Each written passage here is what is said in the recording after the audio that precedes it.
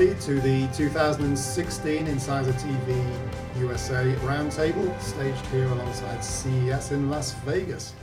I'm delighted to welcome a fantastic selection of guests to the event again today, and to welcome, of course, my co-host Bill Morelli from IHS. CES gets bigger and more exciting every year, and this really feels like, as far as our part of the market is concerned, the dawn of a new era. There are new organizations, new standards, new technologies. Things are really changing very fast. We're seeing less of the entrenched players and more of new players coming along and grabbing shares of the market. So what I'd like to do is to launch this discussion of Internet of Things, Internet of Everything, by inviting Bill to kick off our discussion by launching the first topic to our participants. Thanks very much, Vince. So one of the big areas of discussion over the last year certainly has been interoperability, particularly when you look at an area like smart home. We have a number of different devices from a number of different manufacturers and trying to make that function as a cohesive whole. So kind of first question to the panel would be, how much of an issue do you think interoperability still is? Do you think there's still potential for more of a siloed approach, or is interoperability just going to be embraced increasingly by the different standards organizations and device manufacturers? I think it's going to be embraced big time. So I know, like All-Seen, and you have similar standards coming along. All-Seen's been established. You have OIC that's coming along, very similar technologies in some regard. Thread and Zigbee, very similar. So I think we're going to see a lot of cooperation even amongst competitive standards. What we're finding in my circles is that product manufacturers are demanding interoperability. It used to be compliance. Now they're demanding interoperability. So I do think it's going to continue to grow and just be embraced by the marketplace. It's really, sorry David, I can just say, perhaps you can jump in then, that it really does seem to be a groundswell change, because instead of everybody competing with each other, there's this new era of cooperation. I mean, Graham, David, you know all about this. Everybody seems to be announcing partnerships instead of competing. Yeah, although it's interesting, as you walk through CES, you see I describe it kind of these three stages of evolution. Mm-hmm. You have the companies that have discovered a connected productness, and they're islands. They've built a product, and they've got that product, and it's connected, and there's an app and a product. And then you have these companies that have decided to be part of an archipelago of islands, and they've discovered that there's a thing called the cloud, and if they put an API in their cloud, then users might actually program one cloud to connect to another using some third cloud. And that's kind of a step, and I'm surprised at how many of those I'm still seeing at CES in those two categories. And then you have this third group, and this third group has just realized that this isn't the competitive advantage. It isn't. The competitive advantage 3 years ago might have been having a connected product. Now the competitive advantage is a connected product that works with other people's products to bring some real value. And that's, to me, what you're hearing from the big guys, which is really the most important part. They're walking in saying, look, how do we make our things work together and bring real value to the customer? Mm-hmm. And also, I think those big guys are realizing, I hear it when I talk to them, that they're willing to create a product that somebody else does something with that they don't understand. And that's a scary part. They've built hard controls on the front of washing machines and dishwashers for a long time. And now they're saying, I'm going to give you a product, and it's going to talk to other things, and I don't know how you're going to use it or what you're going to do, but I'm going to open it up for you because it's what you want, and I'm going to make it work with other things. Well, what I've seen in the industry is as interoperability continues to be a hot topic, there's a shift in some industries like the connected car where they start talking about usability and how do we improve the usability. And if that means cooperating with different standards, if that means revising the way they develop something, if that means revising the way they test it, usability is becoming more and more of a hot topic, right? Especially in the connected car space. Yeah. Well, so we are in the utility business, which is a little different from consumers, and we definitely see an interest in interoperability. But I think given that the systems are more closed, like a utility doesn't really quite allow open devices to get in their network because of security and stuff. So we see more interoperability at the component level than we do at the end-to-end. Like, for example, the radios need to be interoperable, or the network needs to be interoperable. But at end to end, we can't expect some, two devices from two different manufacturers to actually be able to bring data directly to the head end, just because they are interoperable. There's no standard that actually can cover the end to end. So in a way, I think there's still some silos, and we may see longer in the industry. This is those slices of IoT, which I think are really interesting. IoT is a big thing to say. It's like saying the web, and there's the world of the car, and even in the world of the car, it's broken into two sides, right? There's the infotainment side and the infrastructure side, and they live in completely different standards worlds, as they probably should. And I think we're going to see that stratification. There's interesting bridges, though. When you say utility, right? The power generation utility infrastructure is its own private infrastructure, and it's got its own standards, as it should. But that infrastructure can talk to, say, a home and give somebody some clues about what resources are available. This is a peak demand time, and so that my appliances might make a decision to let me know, hey, this is a peak demand time. Can I not run right now? If you wait a little while, it'll be less expensive. It'll be more efficient for me to run later.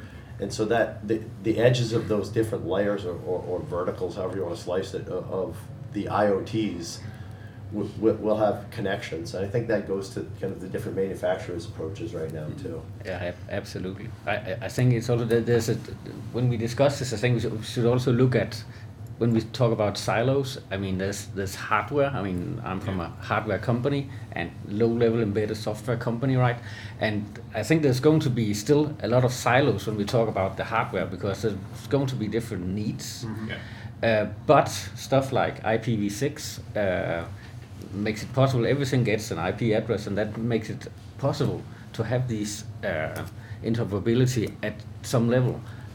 If we want to. But even when there isn't, so I'm going to look over to Graham here, because we've had a great partnership working with between EnOcean and AllJoyn. There's a very specific engineering solution around EnOcean for these no power devices, which are just magical. And they're not going to run IP, and they're not going to run AllJoyn. But we've built a really standardized bridge that allows us to that layer connectivity to really make those things look like AllJoyn devices. So in a world of a consumer, I don't have to care about the engineering. I just know magically, if I want one of those really great light switches or sensors, they just show up. Yeah, but actually, I'm not sure it'll work like this going forward. I think it will actually be 6LoWPAN and stuff also on the EnOcean devices. It could be, right. I think the consumer doesn't really care. No, That's true. The consumer just wants it to work, and it needs to be simple. And if we're going to make this IoT successful, and in the billions of units everybody's talking about, we need to make it simple and easy for the consumer. And that's going back to interoperability. And what we're now seeing is that instead of having multiple standards all claiming they're going to be the leading standard, now some of the key standards are beginning to join forces and say, well, I can do this part of the jigsaw puzzle very well. How can I get it to work with your part of the jigsaw puzzle? Because as I say, at the end of the day, the consumer doesn't care. And nobody wants to have 50 different boxes at home with 50 different standards in it.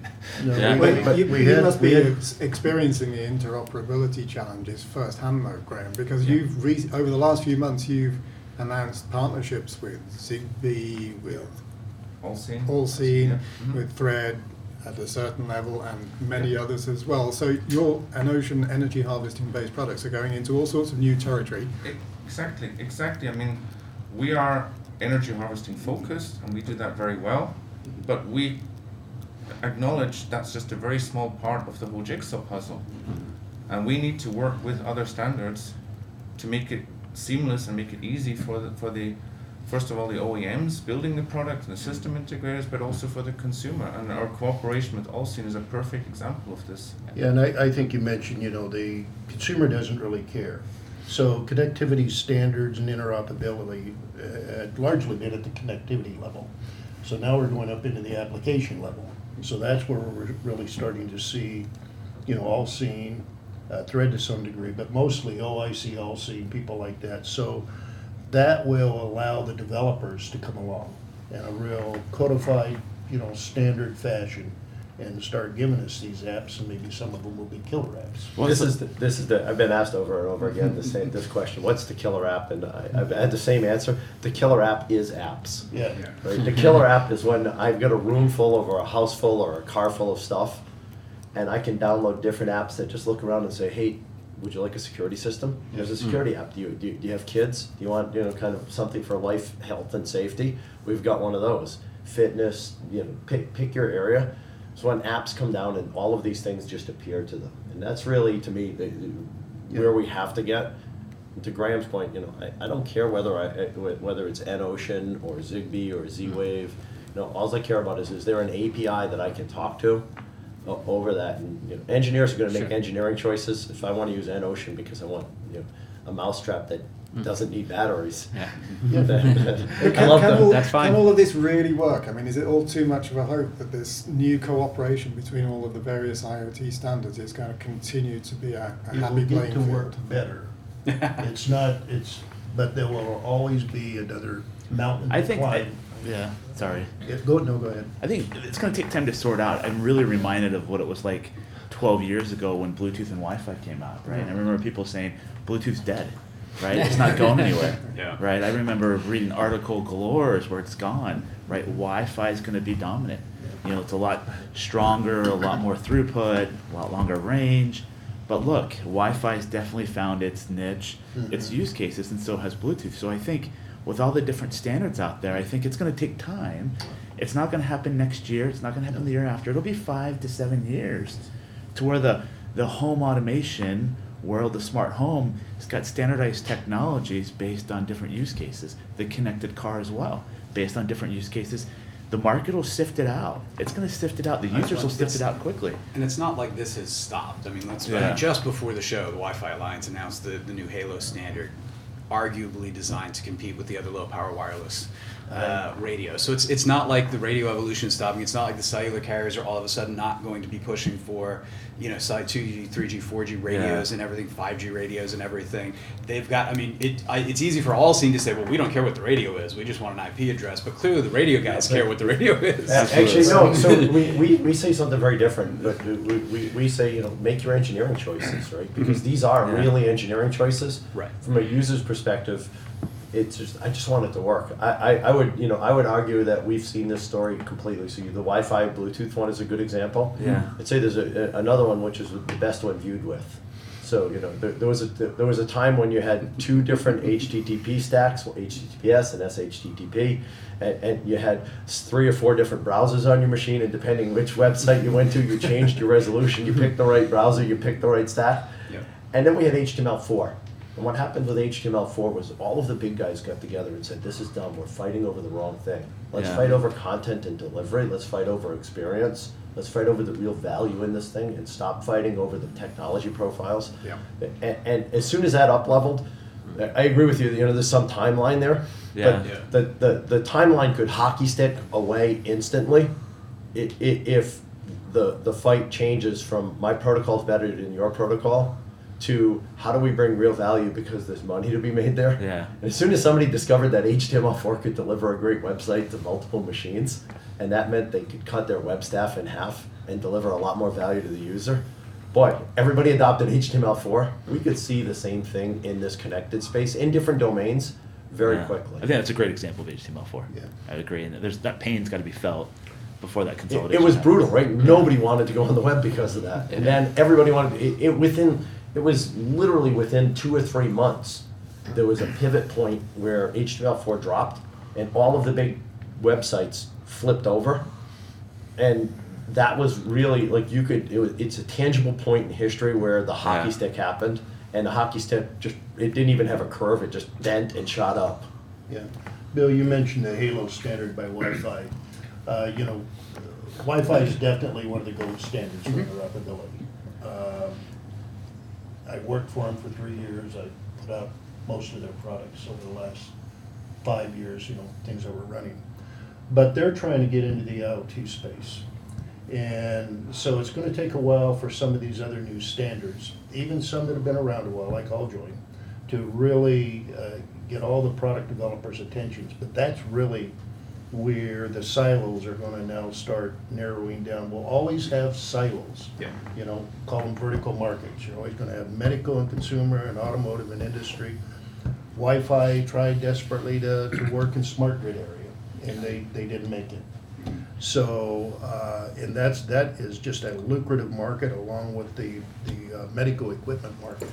So, you know, there'll be new territories to pioneer, but we have existing standards. You have OIC that merged with plug and play. So I do think it's gonna be this year, we're gonna start seeing certification programs coming out. And I know that for a fact in a handful of these areas. Well, we're kind of talking about Bluetooth and Wi-Fi in terms these days that they're more or less the old guard. They are the old They guard. are the old guard. Are Bluetooth and Wi-Fi IoT standards? I think Bluetooth's probably. We know they more- want to be. Yeah. I would question if, you know, Wi-Fi is a hub and spoke type of configuration. Where, you know, Bluetooth's been a pan configuration that lends itself, I think, a little closer to markets where the IoT is going in, consumer market, as an example. So, you know, we'll see. There's some strong players in there. They're putting a lot of money in there. We'll see what they end up with. Go ahead.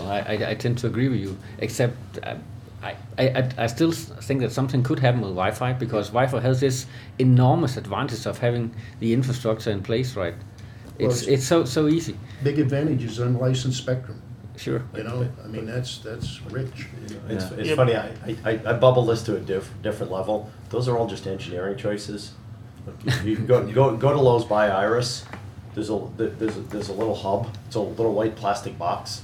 They give you an Ethernet cable. You plug the Ethernet cable into your whatever router you have, and magically you don't even know. Right? You buy devices. They might be Wi-Fi. They might be Ethernet. They might be Zigbee or Z-Wave. They might be all joint enabled. It doesn't care. And from the user's perspective, there's an app that says, do you want security? Do you want to unlock the door? Do you want to know if the kids are home? And so those are yes, that's an interim. But if you're making, I don't know, a dishwasher, and it's always powered on, and it's never going to move from where it is in your house, then you really don't have to do a lot to put a magic radio in it. It's got mains power. That's a cheap chipset that's well known, and I know you have a Wi-Fi router in your house. Yeah, exactly. For that one, it's definitely Wi-Fi. Or Ethernet. I mean, depending on or power line. I mean, I think that these are really a lot of these choices. I use the Lowe's one as a great example of an interim space, and they're solving problems for today, which is a great way to do it. And you could add in smart things as an equivalent of that. But when you go forward, I think people are going to make real choices. We know people are going to have Ethernet. We know they're going to have Wi-Fi. I can easily throw a power line. If you're in the UK, Wi-Fi is fairly useless because you build with big, or Germany, you build with stone and cement. So Wi-Fi doesn't propagate well, but this power line, no might as well drop power line in your house. If got a refrigerator and you want to hook it up, plug in, and I'll give you a dongle that you plug in somewhere else in your house and hook up to your router. I think those are the choices that people are going to make, and it's that layer above that. How do I then talk to those that become, as long as I have a way to bridge those pieces? I'll just throw this out really quickly. What I wouldn't dismiss in terms of the consumer IoT in particular, because there's kind of two separate, you're absolutely right, there's two separate discussions when you start talking industrial, some of the industrial automation space, a whole different mix of technology. In the consumer space, and you look at the role of the smartphone, which arguably, I think kicked off a lot of the IoT discussion that we're having now several years ago. That has turned into the control device for most people on the planet. If you look at the technologies that are in the smartphone today, you've got Wi-Fi, cellular, Bluetooth. Those are going to be the devices that will interact with everything around you no matter what environment you're in, whether you're in your office, whether you're in your car, whether you're in your home. So I wouldn't dismiss the Wi-Fi, Bluetooth too much at this point. I think moving forward, those are going to continue. And like with Halo, like with the SIG's technology roadmap, you can see where they are working to evolve the standards to continue to address IoT. So I completely agree with you. I think Bluetooth.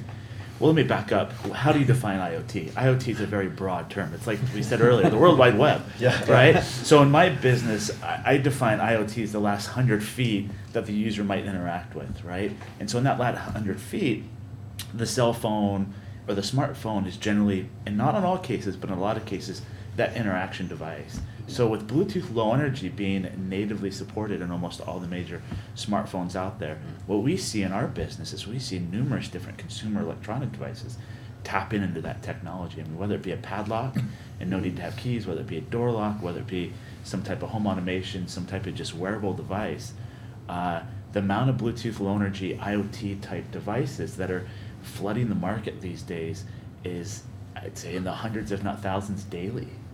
Right? Now it is definitely a tidal wave, and there's going to be some falling out and there'll be some consolidation, but I see it as, on the consumer side, that last 100 feet, I see it as a very strong contender in the IoT space. Well, and there's a real follow-on. You throw lighting, into IoT, and now you have a very rich market again. It's a huge market. It's light bulbs, even if their network will fail. You'll have to get a new one. Yeah. Although I'll challenge this, I agree that the smartphone is an interesting thing, but there's nothing more miserable an experience than sitting in your living room and having to pick up your iPad, flip through 5 pages of apps to get to the Yep.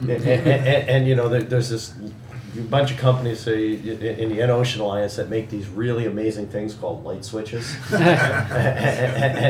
they're a UI that's well tested, and so I also think that there's a lot of the device to device, and this is another piece of this which is really important, and I think all these protocols fit into that story. As long as they're all bridged together in some way, Bluetooth lock is awesome, except you have to be standing in front of it. And if you want to let somebody into your house, the Bluetooth lock still needs to be connected to something more, more wide-reaching. And so the ability to have those things work together.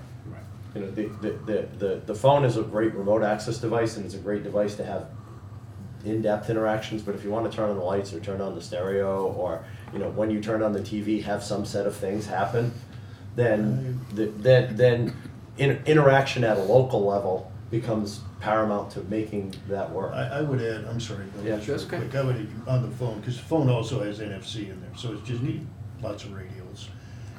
Each of these technologies has unique purposes and use cases. So, you can have a handset that's used for very localized reasons, security or something like that. So I do believe that the handset is going to be the focal point, more so than a router. That is something that you as an individual have control. It's personalized, and it's dealing with your own desires. And you. Go ahead. Sorry. You raised an incredibly important point that I also wanted to mention. One of the key things with the smartphone is you've got an embedded secure element in there, and you have numerous security protocols in there, and you have the ability to connect to a cloud, whether that evolves into your personal cloud over time. And I think that's something, as we start talking, and I know we've got security on the agenda for the discussion today, so maybe moving ahead a little bit, but being able to secure all of these devices and being able to authenticate on all of these devices is going to be incredibly important moving forward. And I think that's one of the things that kind of this concept of the smartphone as a passport for consumer IoT brings to the table. Yeah, but Okay, I'm going to, sorry, one Graham, very please. important point. Bluetooth and Wi-Fi are definitely IoT standards, and it's hard to think of a world without them. But one point is, if you think of a smart home, you're talking in the future of somewhere between 100 and 250 connected devices. How are you going to power them all? Are you going to put a battery in every lock, in every light switch, in every temperature sensor? No, you're not. So I think this is a very important point to think about how we're going to power all of these products. And you're not going to be able to do it with Bluetooth today. You're not going to be able to do it with Wi-Fi, even this new Wi-Fi. So you're going to need energy harvesting for a part of this. I think this is a very important thing to remember. But it seems to be the case that a bunch of the other standards are coming to terms with that, aren't they? I mean, your partnership seemed to be suggesting that. Yeah, I mean, the market is evolving and technology is improving and chipsets are getting better and lower power. So that's our announcement with Zigbee this week, is because of a number of reasons, but one of the reasons is that Zigbee chipsets are now low enough power to be able to run off energy harvesting. Now, if Bluetooth get that far, if Wi-Fi gets that far, we'll be happy to work with them as well. Yeah. But I think the key point is ISH they're forecasting tens of billions or even hundreds of billions of connected devices. You're not going to be able to pull a cable to all of these, and you're not going to be able to change batteries in all of these. Well, especially once you start moving beyond the home. So now when we start talking smart grid and smart energy, and you start talking smart cities, there's going to be a tremendous number of sensors that you want to put into those for specific use cases, whether it's air quality monitoring, whether it's energy use, that are not, they're going to be very inaccessible locations. They're not going to have access to the mains. And that's where energy harvesting is going to be absolutely essential to making those work. Which is a perfect segue to actually ask Mark Roberto to come in, because we've been very consumer centric. No, it's okay. I'd love to know still- more about I'm what the still a core consumer, technologies right? are.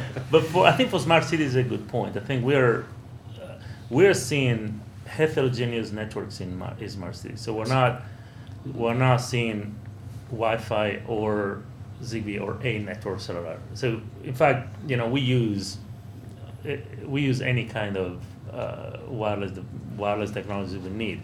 Mostly we use sub-gigahertz because the range is not good enough for Wi-Fi. In fact, we're excited about the new Wi-Fi sub-gigahertz that hopefully will come up in a couple of years. But let's say we use cellular with LTE. We're excited about Cat 1 and Cat 0. And all this, I think, is going to change all this connectivity. But the thing is, I don't think we'll see a network in a smart city. It will be heterogeneous network, which is a good heterogeneous. I guess it's a good word to say non-interoperable. Proprietary? Yeah, but that's a reality, because all these applications are going to have different requirements. I think listening to Roberto, and I know we talked last year a little about this as well. Smart cities is, I think, going to evolve out of Europe more than it is U.S. Why do you think that? Well, you have places like Liverpool who have really invested a lot of time and money in being smart city. You have old infrastructures, the water infrastructures, that are just as important to monitor and take care of as electricity.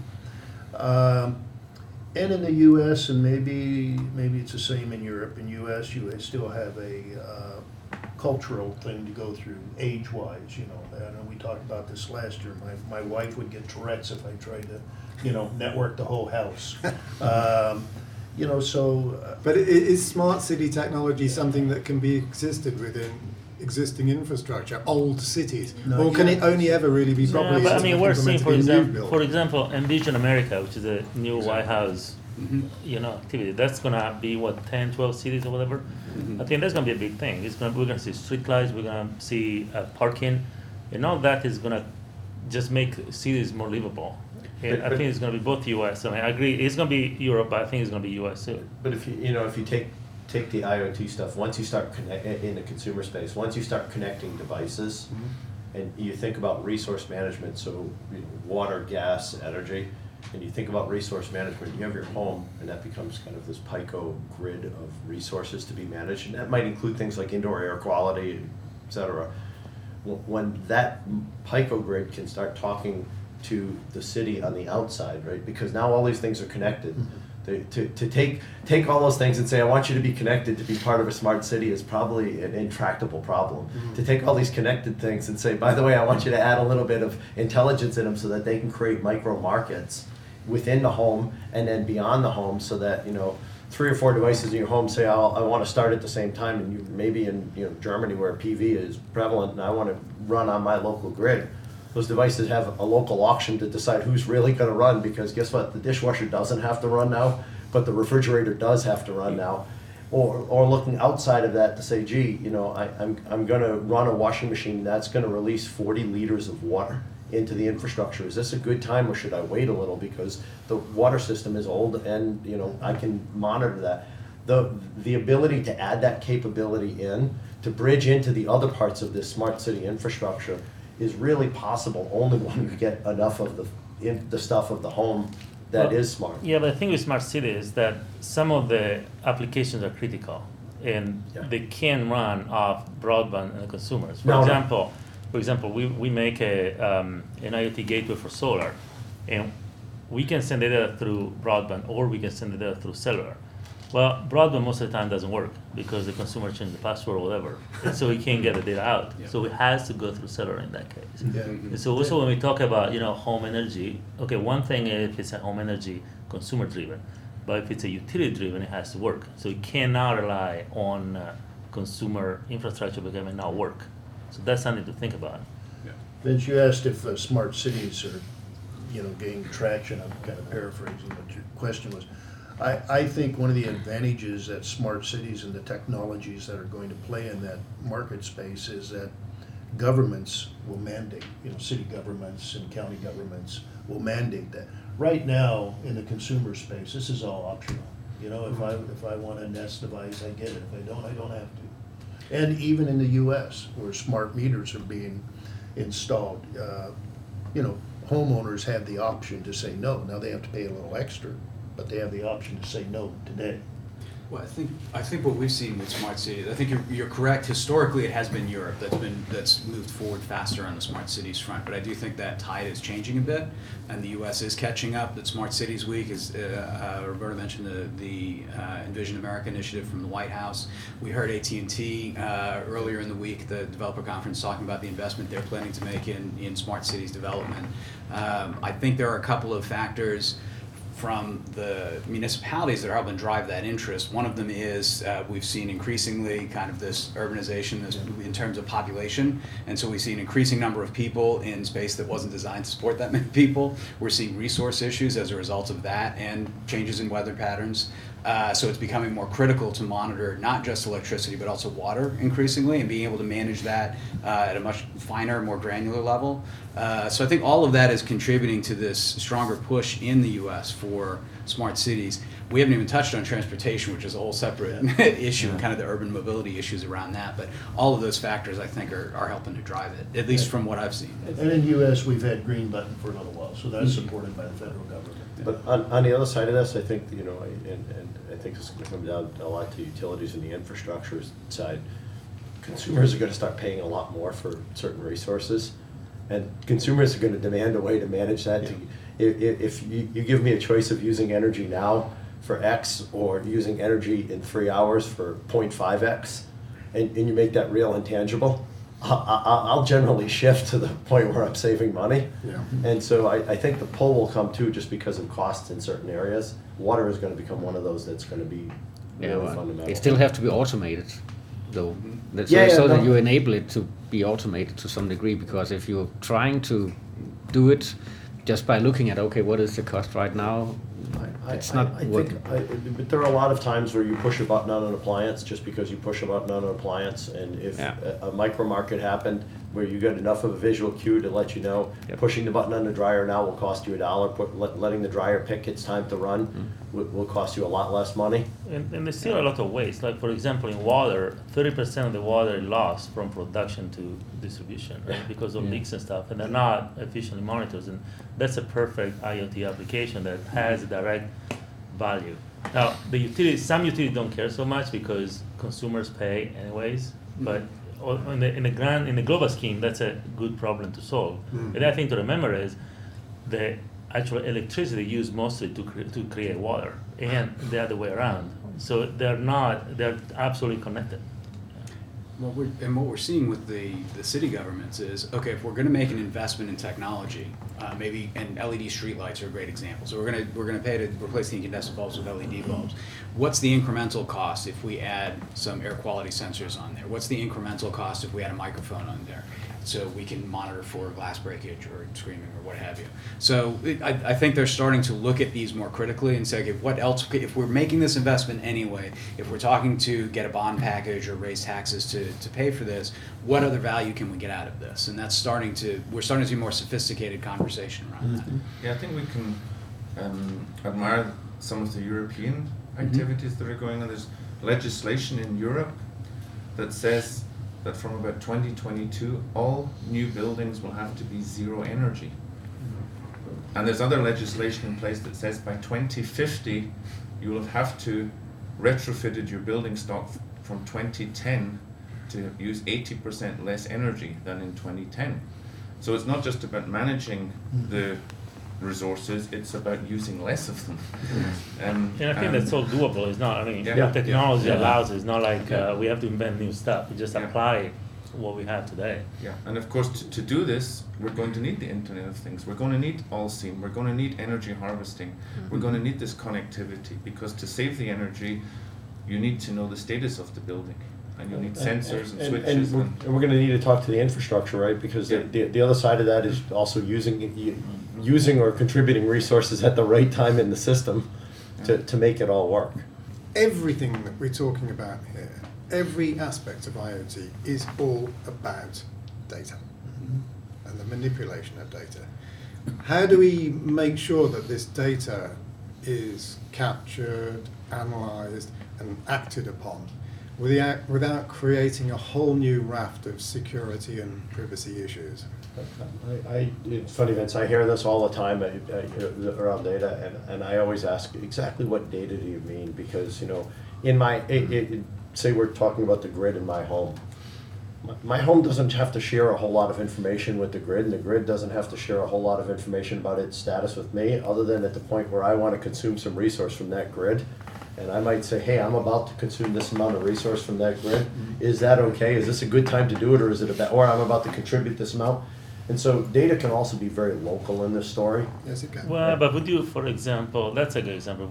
It could be that the decision for you to use energy is actually calculated based on the behavior of the neighborhood or the city. So are you going to be willing to share all your energy data so that the decision can be given to you? Because that is a privacy issue.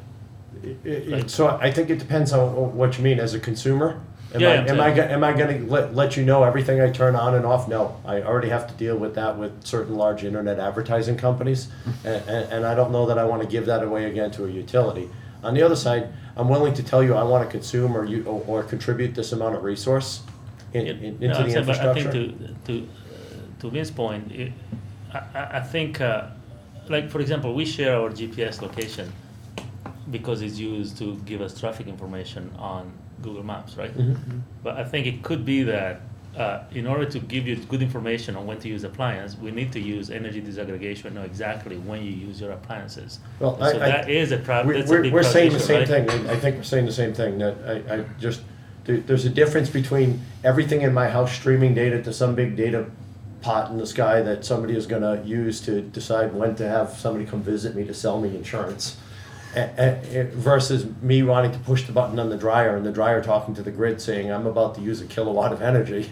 Well, Roberto mentioned the car, and that's this is very much an area that we would want to think about this, because do we want XYZ company to know everywhere we go, when we go there, how fast we drive when we go there, how we drive our cars?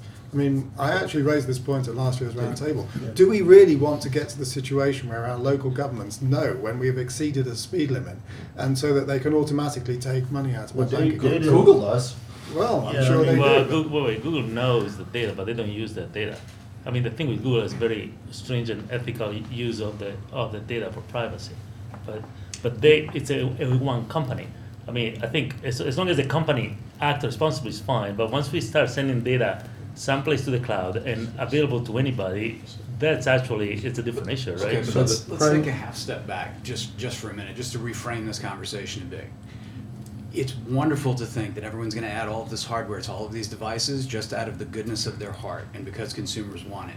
But let's be very frank about all of the discussions that we're hearing at the show, and we're hearing in our day-to-day interactions with our clients and our other partners. All of this is around new business models. The real value here, because when we start talking billions of radios, they get commoditized very quickly. The margins get very thin to non-existent.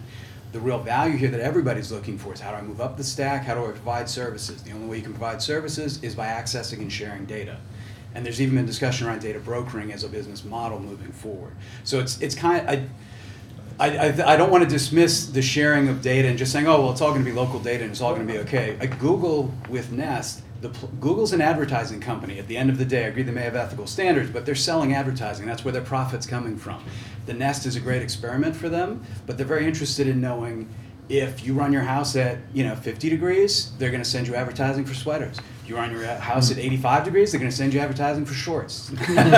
Well, You know, Amazon, the same thing, and they have a very keen interest in the smart home. So I think we have to be very cognizant of that, and clearly FTC is aware of this based on the comments in the keynote yesterday that this is going to be an issue moving forward. So, monetizing data is important because that's an abundance of assets to be used, advertised to, and so forth.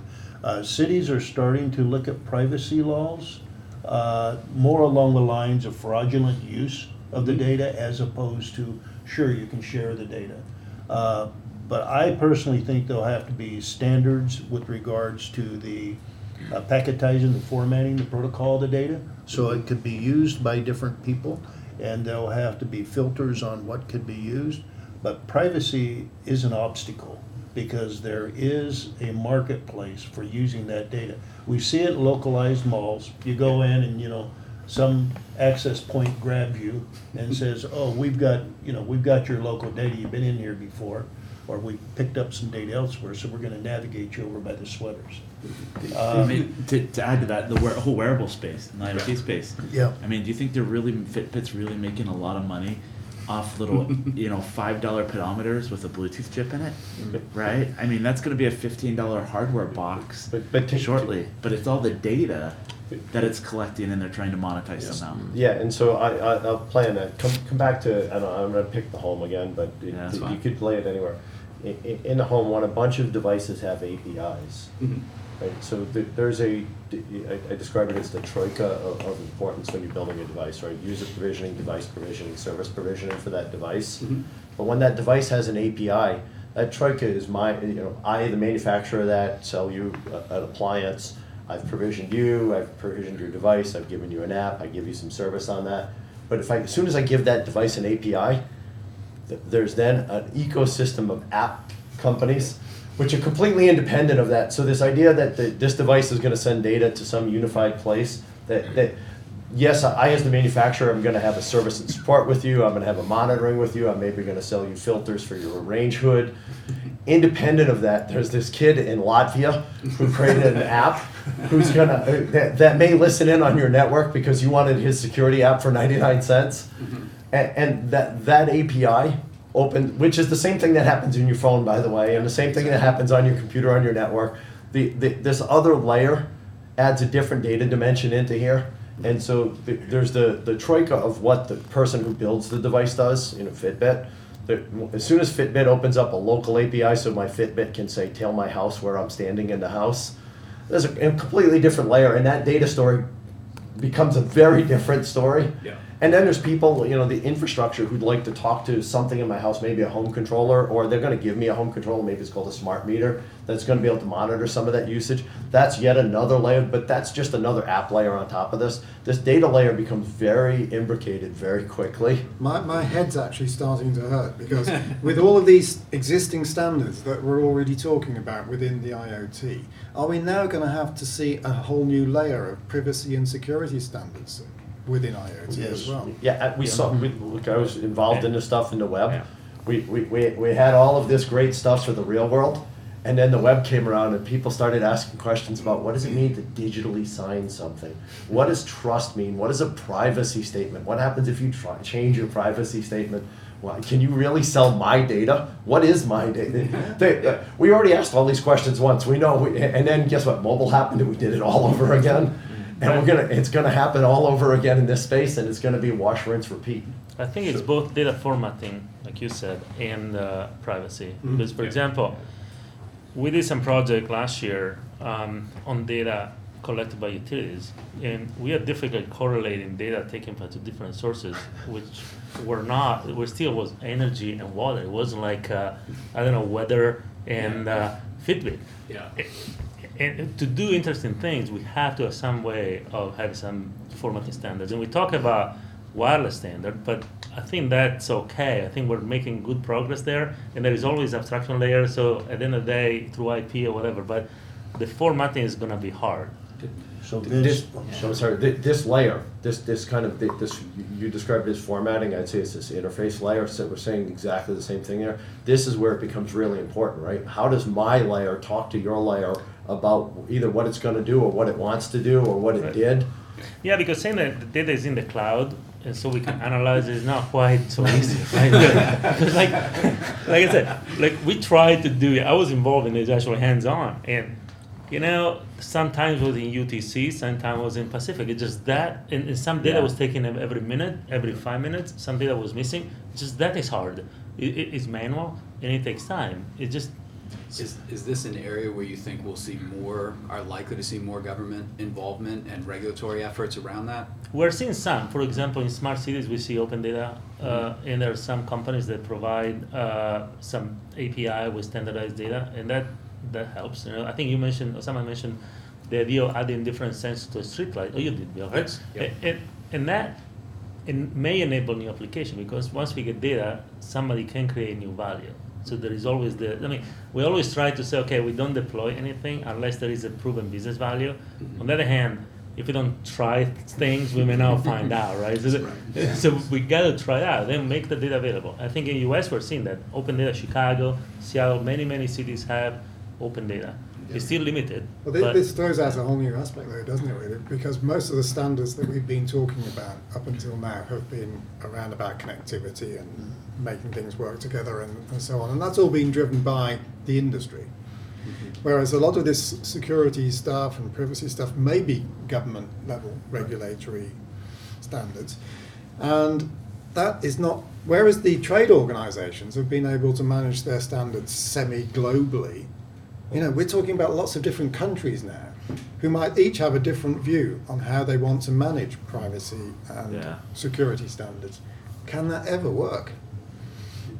I mean, it mostly works on the web, right? Yeah. We go to a UK site, and UK site will pop up a nice warning that tells you there's cookies here, and if you accept them, you can go in. If you don't, well, then you can't go but in. some data may now leave those countries. Like for energy, for example, we can take Canadian energy data in the US, right? If we do analysis for that data, actually we have to keep it in a data center in Canada. Yeah. and you take large markets like the Asian, mainland China. Only if you're in a real nice hotel do you have what you think is free net service, working on the net. So, it's going to be difficult, Vince, to get these global governments to agree on privacy and security. And yes, security has been handled fairly well with the trade organizations at a connectivity level, at a layer 1, layer 2 level. Yep. But we're seeing things go up the stack in applications, with like these two guys and other trade organizations. And, I've been involved in some of these other groups, and security is still, changing specs because we've got to get tighter security. We just thought of another use case. We just found another hole. Security's another interesting one, because Yeah. security's just this, it's a layer. People say, well, what are you doing about security? I'm like, which security? The security of devices talking to each other? The security of a security model kind of uses groups, roles, and relationships. The security model that allows things to interact with each other. The security model of things talking to the cloud, or the security model of the cloud. Those are all completely independent of each other. They all have to work together, but that's just an ugly layer cake. But I think areas where industry where that worked, actually, it was because it was driven by customer. Yeah. Like, for example, in our case, smart grid, the customer acquires security, so our products are secure. In banking, is the same thing, like credit card. So I think the problem we may have is some of the applications we're talking about, the consumers are not demanding privacy security yet. And so the vendors really don't care because they don't have to do it. Like lots of startup companies are trying products without security, thinking they'll fix it later. But that's because the customers don't want it, right?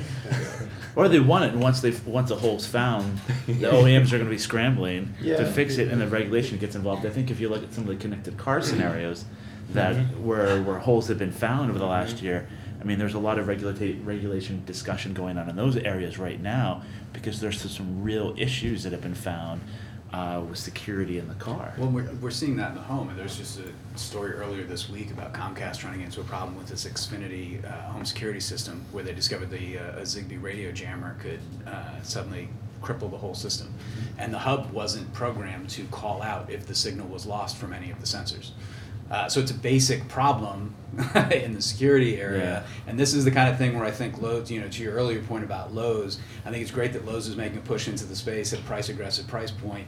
They haven't built up a history of trust with consumers the way potentially someone like an ADT has. They haven't learned the lessons ADT has over the last decades working in the home security industry. Yeah. So I think we're going to see more of these stumbles as companies try and get into the space. And security is going to be an area. And I believe the market's smart enough to respond. Oh, yeah. I think regulation will happen, but I see the car OEMs responding very quickly to some of the flaws that have been found over the last 12 months. On the other side, to come back to kind of resource management, we've seen through our membership a lot of demand from the distribution points. So companies like House, which are involved in large-scale building developments, to pull in both the energy providers and the organizations that have a lot of deep knowledge, like NREL or Next Energy in our case, to come through and say, hey, look, on your platform, we need a resource management schema that allows us to have a conversation between those layers, right? To have because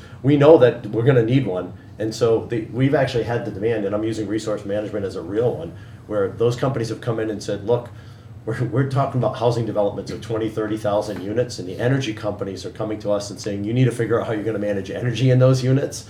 And so we need a schema that's going to work, that's going to allow us to interchange data. And we don't know what the privacy and security models on that are yet, but we know that we at least need a language to have that conversation. And before we deploy that, we'll add the next pieces in that go along with the regulatory infrastructure.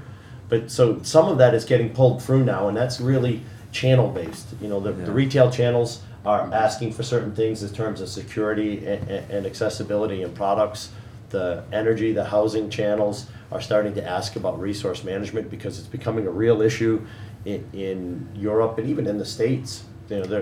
As some of these developments come in, the grid just can't handle the infrastructure of the scale of the building developments. Well, there's a confidence aspect as well, isn't there? I mean, the widely publicised recent hacking of a Jeep Cherokee by those guys, that really destroyed a lot of confidence in consumers that these valuable assets might be able to be hacked.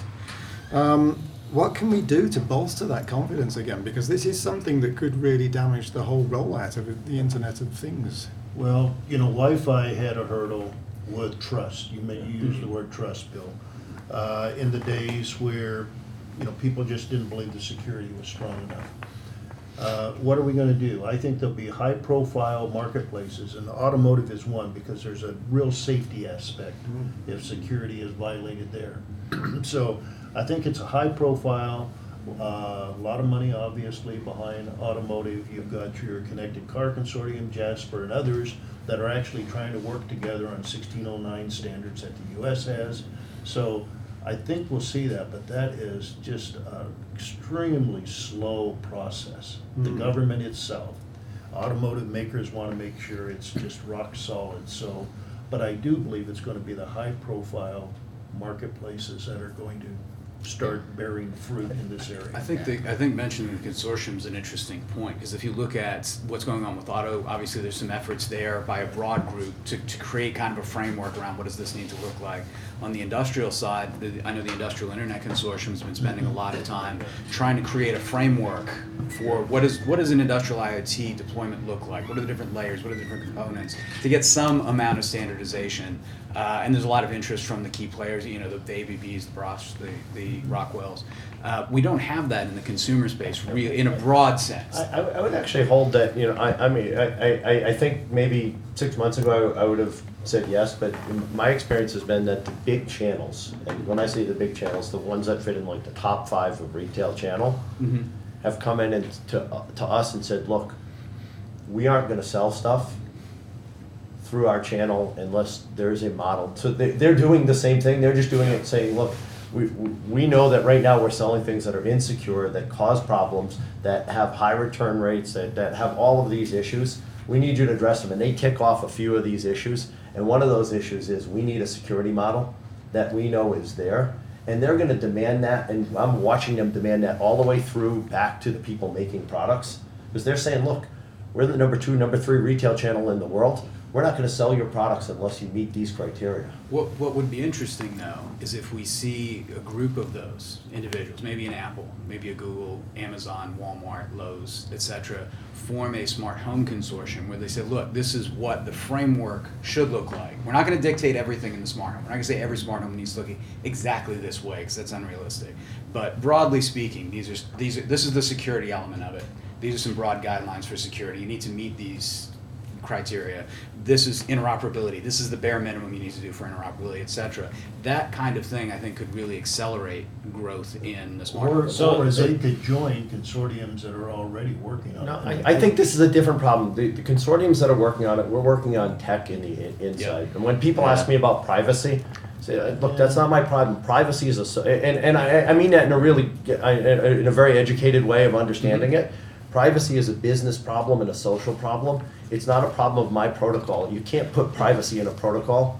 And so I agree with you. And I would say, it's Euronics and MediaMart and Best Buy. It's it's the global top 5 that Walmart that need to come together and say, okay, look, this is what the privacy layer is for our business. And if they do that, they'll solve the privacy problem is, they'll solve the privacy problem because that's 50% of the retail channel in the world. I would take just a slight different slant on that. I do think that some of these large distribution chains and what have you need to go to the existing consortiums. I'll use Wi-Fi as an example. Wi-Fi was largely handling with products and a few services, but they've gotten very involved working with the FCC, campaigning, for how spectrum is going to be used. So because there were use cases and complaints, and you have Rand McNally and Wi-Fi Alliance. What product do they build?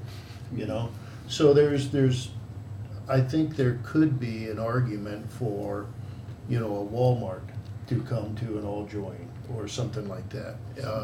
And I think AllJoyn and other organizations need to do a little bit marketing, outward marketing.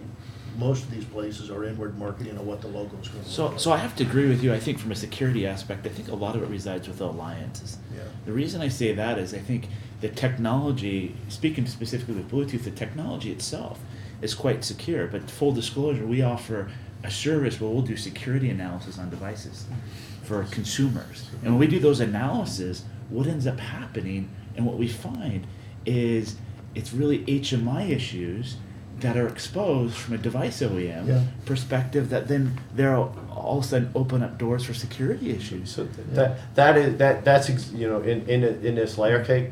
Come to me and talk to me all day long and AllJoyn about security, and I'll talk to you about ECC, message-based security, and users groups, roles, relationships of devices and device interaction models. But as soon as you add an app on top of that has permission to talk to that device that leaks like a sieve, or that takes your data and uses it to do some nefarious or bad thing, then privacy and security go away. So it's beyond it just. It's HMI, but it's there's the cloud aspect of it, the app aspect of it, the third-party app aspect of it that all fit into this. Yeah. And so I think the consortium. It doesn't matter whether it's an Ocean Alliance or us or OIC. There's a role we have for some fundamental pieces of this.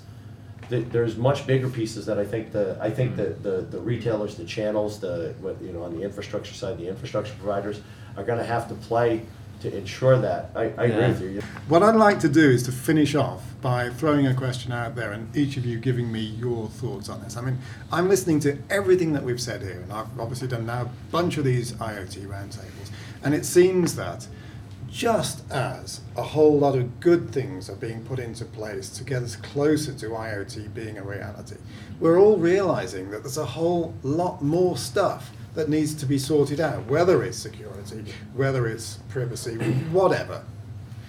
Sitting here today in January 2016, do we feel that we are nearer to IoT, IoE, whatever we want to call it, being real, achievable, close today Is it closer today than it was 12 months ago? Or have we just realised that there's more to do than we thought 12 months ago? Bill, I'm sorry, I'm going to put you in a place. Everybody else can have time to think about this, but somebody has to start first. Absolutely, yes, we're closer than we were. There's been tremendous work done in the last year. I think groups like All Seen and OIC, I think what's going on with Thread from a technology standpoint, I think the evolving standards for, if you look at what's going on with the 5G roadmap, if you look at what's going on with the Bluetooth SIG technology roadmap, Wi-Fi Alliance, et cetera, all of these companies are really focused on making IoT happen.